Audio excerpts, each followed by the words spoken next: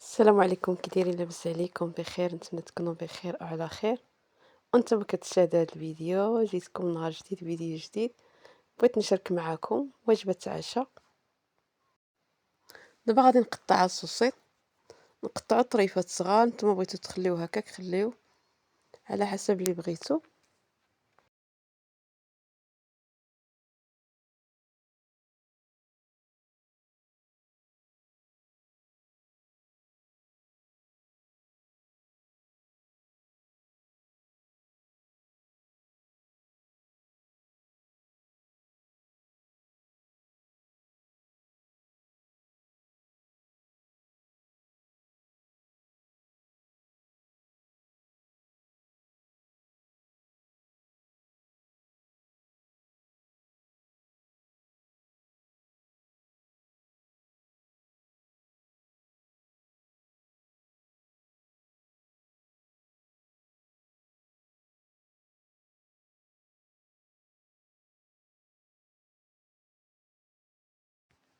صافي راني قطعت داك الصوص. عندي هنايا لاصوص ديال المطيشه، انا كنصاوبو راسي مطيشه ديال طياب.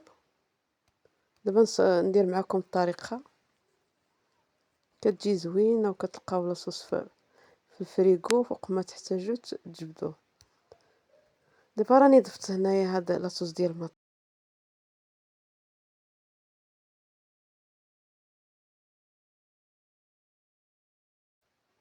عندي هنايا جوج دروس ديال الثومه والمعدنوس.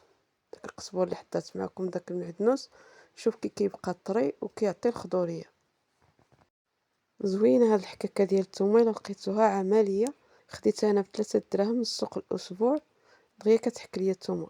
بحال هذيك الاخرى كنحك بيدي ودي. هذه زوينه، ما كتقيسوش كاع يديكم، ماشي بحال الاخرى كتحكوا فيها كتقيس لكم يديكم. دابا غادي ندير هنا المعدنوس كيبقى طري. عندي شويه 3 المعالق ديال الزيت او جوج. ودابا غادي نخلط هاد المطيشه مع لاصوص مع الثومه مع القزبور. غادي نضيف هنا السوسيط وغادي نردو يطيب.